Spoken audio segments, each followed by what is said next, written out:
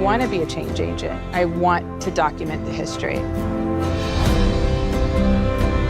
Coming home now, I want to understand it better. Hey, Rick, what are you doing in town, brother? I often marvel at the heart of Texas. And this is what it looks like. Well, I'm a staff writer for The New Yorker, and my editor, David Remnick, asked me to explain Texas because nobody at The New Yorker could understand why I live there. So I thought maybe it's time for me to explain it to myself. So that's where it came from. Well, it's my home, and I have a big investment in it, but it's also the future of America. You know, by 2050, Texas is projected to be the size of New York and California combined. So as important as it is now, it's going to determine the future of America. So I feel an urgent need to understand and explain Texas to the rest of the nation. When I was a kid here in Huntsville, there were like 11 prisons. Now there's 100 and something. What's going on? It's about money. It's industry. It seemed like the prison just had this gravitational inevitability to it. Yeah, I say in the film, it's one of those hometown stories, like I hadn't been back since my mom passed away, which is not uncommon, you know, if you don't have family there anymore and stuff. So it had been a number of years, but it was interesting to reconnect and see some old friends and meet a lot of new people. And, there's something, it talks about that. There's something powerful about hometowns, you know. Yeah.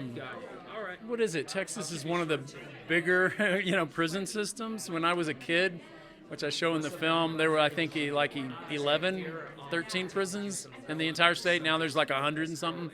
You know, why did that grow so much when crime rates are falling?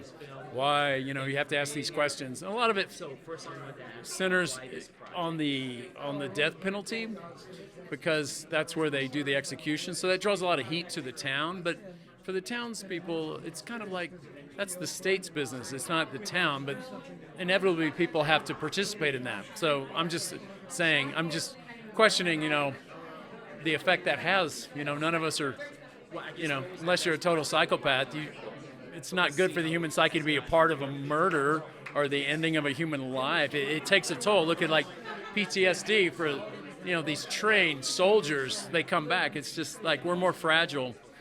And than that, even the toughest person. So I kind of want to show the fallout, not regardless of what you think about the death penalty, the toll it takes on all the people who are forced legally to participate in it. That's kind of one of my conclusions of the movie that I've kind of drifted towards over the years.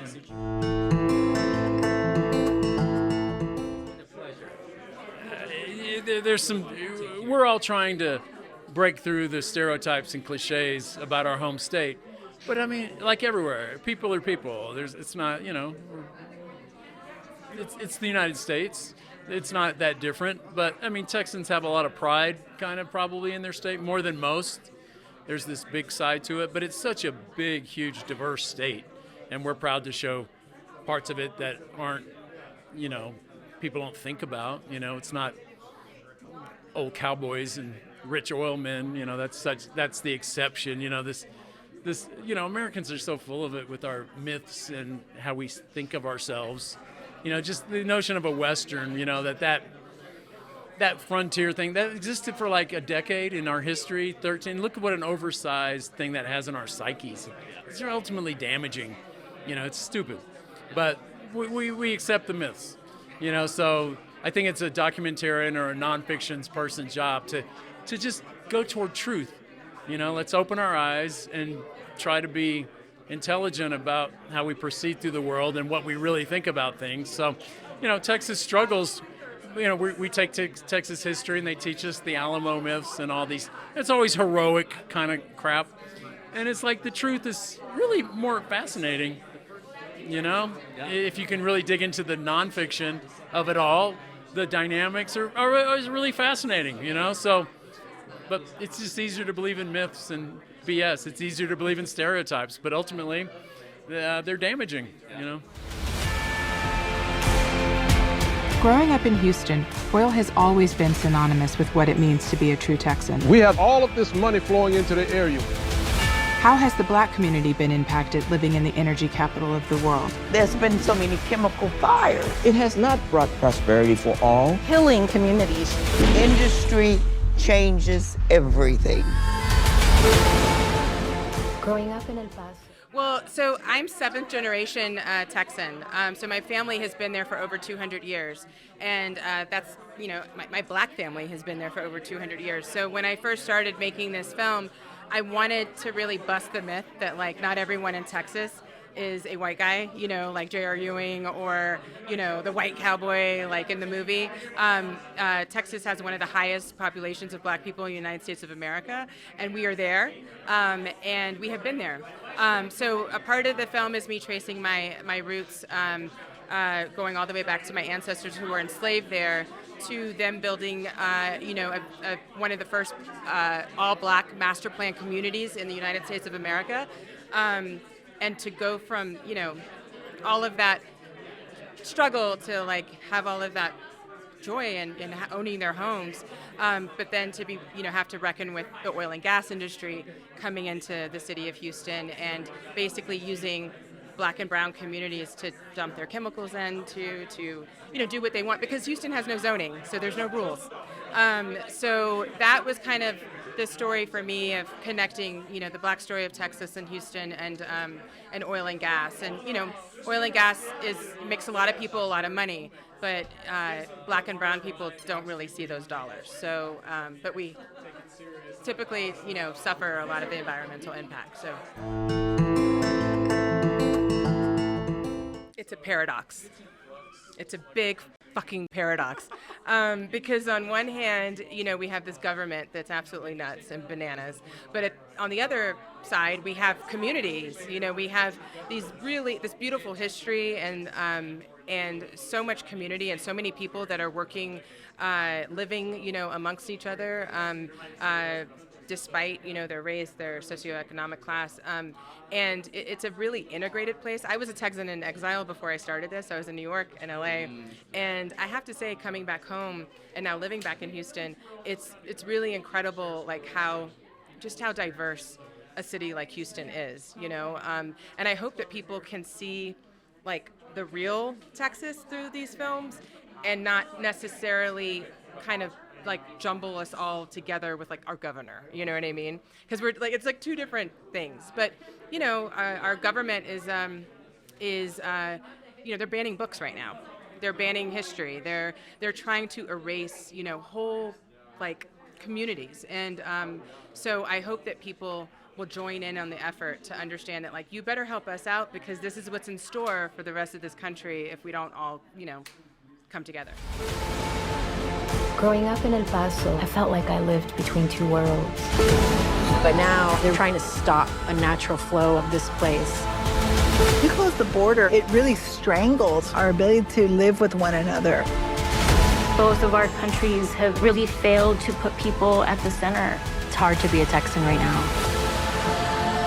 The more we talk about Texas, the more complicated it seems. Yeah, I'm first gen Mexican American. And it's not a very uncommon story, right? There's so many people like me.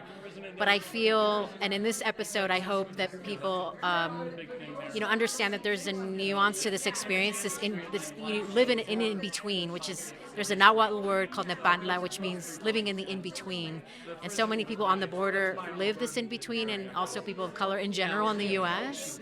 You live in between worlds, right? And so that identity, I think, hasn't really been explored in film. And I hope that this episode does that, and people have a more, like, a thorough understanding of what that lived experience is like. Yeah, I think when the 2019 shooting happened, it was a huge shock to the community. I mean, it was someone who purposely drove multiple hours to come shoot a very specific Walmart, which is heavily Latino, white supremacists doing a very violent crime. And I don't know, El Paso is a very tight-knit community, and when that happened, it was not only devastating, but a very racist, there was a very, very racist motive that's why that happened. And so we tried to approach it with nuance, not showing a play-by-play of what happened, because we all know what happened that day and how families, what they underwent. There was no reason to re-traumatize people. But it's like, how did we all cope together? How did we all come together as a community to reconcile that horrific act that happened that day? Oof, that's a loaded question. I think, Texas is complex. There's a lot of different people, different cultures, different identities. It's also what people associate as fiercely independent. But I have to say that there's a lot of texture to Texas, and physically as well, and culturally, right? Like the West, people associate with desert and the mountains, and then you have Central Texas, you have Austin, which is like a music hub, and then there's Houston, right? This food culture, so there's just so much diversity, which I love that about Texas. But people, when they think about Texas, they think about the lone cowboy. It's like, no, that's not all we are, right? There's a whole other history that hasn't yet been explored. And so when I think about Texas, I think about that diversity, I think about that beauty and those contradictions, and it's also, there's so much going on, and it's like a love-hate relationship, honestly, with just the politics that are going on right now. But there are things that are great. That's one reason people come here. You cannot write out our story. We exist. We are here.